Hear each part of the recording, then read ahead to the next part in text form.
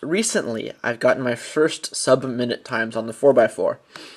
And even though I use the basic reduction method, I've come to realize that the way that I do my edge pairing and my centers have, while fundamentally they're the same, a lot of the details of how I go about solving them have become more advanced and kind of above the level of what generally is taught, even with like a more advanced edge pairing method for reduction. So this video is to basically go through the changes that I've noticed going on in my solves as I've gotten below minute times. Basically, the method I use for solving a 4x4 is the same that many of you use, where I solve the centers, pair up the edges, and solve like a 3x3, accounting for parity. Now, specifically, naturally, I do whatever center makes sense to do first, the opposite, then the other four centers.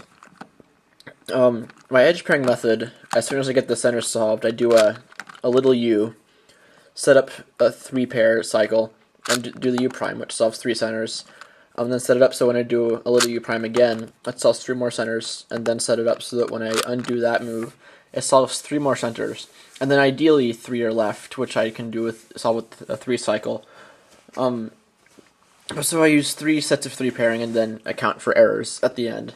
Now, when I solve the centers, you should easily be able to put the first center, put that into muscle memory, because like here, it'll be a 4-move first center.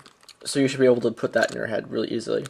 And you should be able to recognize some key facts about your opposite center. So here, obviously, I'm going to start with white, because that makes the most sense.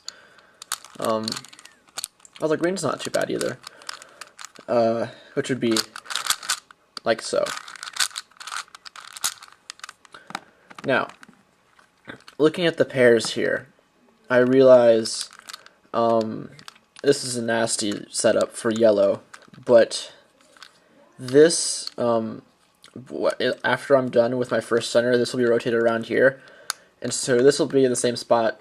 And so if I imagine this here, I realize that if I do a little L prime, or not a little L prime, just an L prime, and then a little U2 after I'm done with my first center, then there'll be a pair lined up here.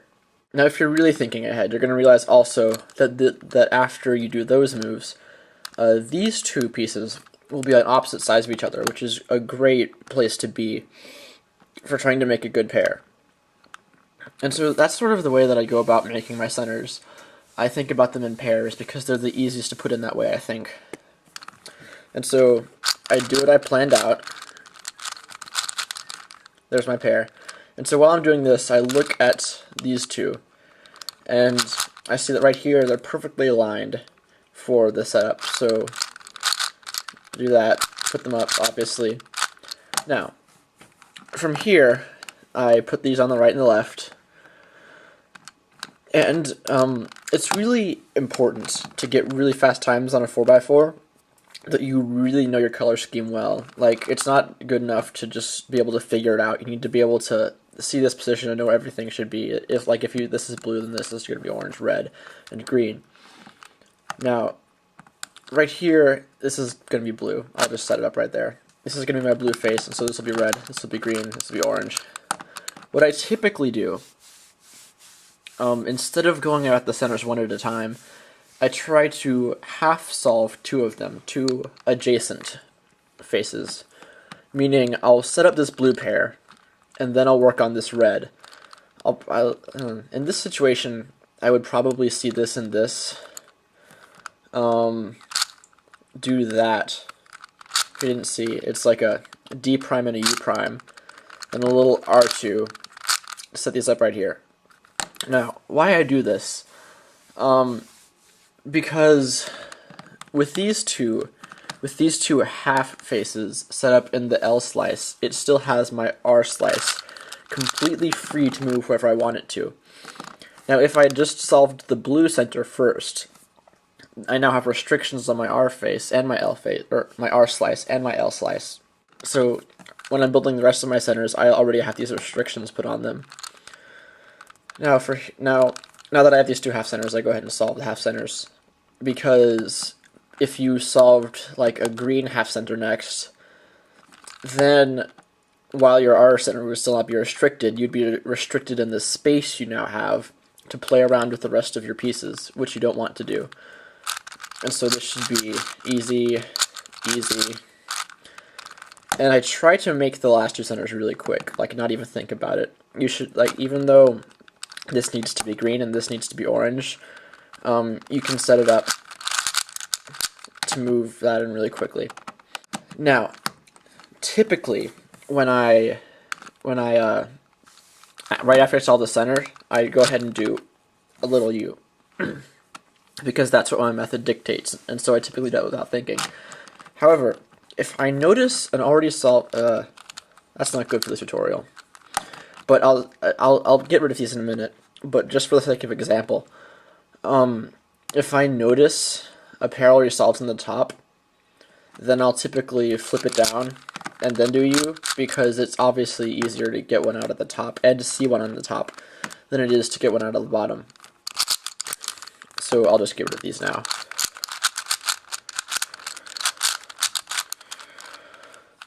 Okay, that should be adequately mixed up.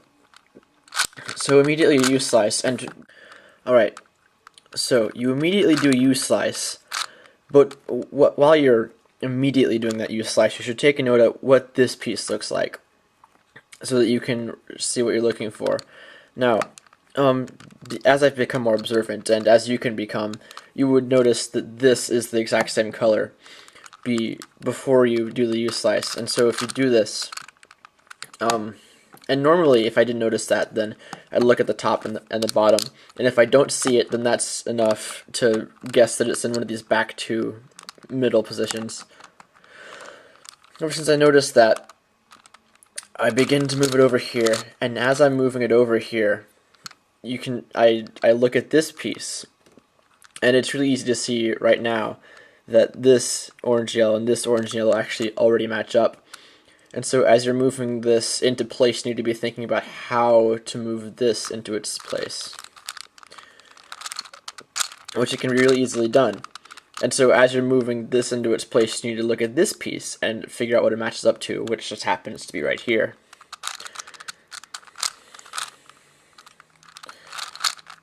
Which can be done easily enough. I've already paired 3 edges, and it seems like I've done almost nothing. And as you get better at edge pairing, you realize that these kind of coincidences happen actually pretty often. It's part of the reason that that like 4x4s has improved dramatically in the last couple of years, because these coincidences, people are taking more advantage of them. So now I can quickly glance at this color, which you should have seen as you were putting it in, and see it's not on the top. I mean, if you want to use this technique, you can say like, okay, there's yellow, there are only 2 yellows facing up, and they're both green. And there's red, there's only 1 red facing up, and it's green, so it can't be on the top. You don't even have to look at these back tooth pairs. So you can look right here and see this matchup right here. And so while you're looking at it, you might as well look at this piece and see, oh, well, this matches up already. And so some people's instinct might be to do that to move it in. But actually, since you don't have anything lined up in the center, and the center hasn't been sliced yet, you can just move it in like that. And so, if you've been doing this well, then you've already looked at this and seen that it's not on the bottom. And you've already thought about how to get this piece in here into this position. So you do that, move it in. And so I've already recognized that this isn't in the bottom, so it has to be on the top. And you've looked here, and you can see it's back here. You can logic that out, actually. So slide it in, and do the slice. So while you're putting that piece in, you should have glanced at what it was, obviously, and you can see it's on the top.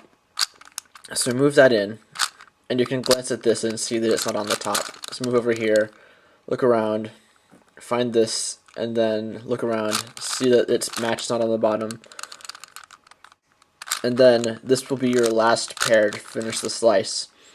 And something that you can keep in mind, and this will barely improve your time at all, but every little bit helps, since you're going to since you're about to undo your last slice, and you actually have you know that there are pairs that aren't solved. You saw them on the bottom earlier, but you can see on the top that none of them are unpaired.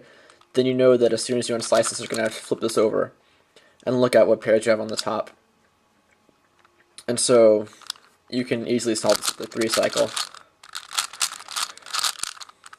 And that's your edge pairing. An issue that I haven't exactly resolved in my solving is the cross after I'm done with edge pairing.